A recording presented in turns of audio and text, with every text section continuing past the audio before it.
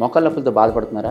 మీ పని మీరు చేసుకోవడం కూడా కష్టంగా ఉందా? కానీ రీప్లేస్మెంట్ అంటే భయంగా ఉందా? కరెక్టేనండి. రీప్లేస్మెంట్ అంటే అందరికీ భయంగానే ఉంటుంది. ఎవరికైనా సరే రీప్లేస్మెంట్ కాకుండా ఇంకేదైనా ఆప్షన్ ఉంటే బాగుండు అనిపిస్తుంది. సో అలా ఆలోచించి మీకోసమే ఈ వీడియో.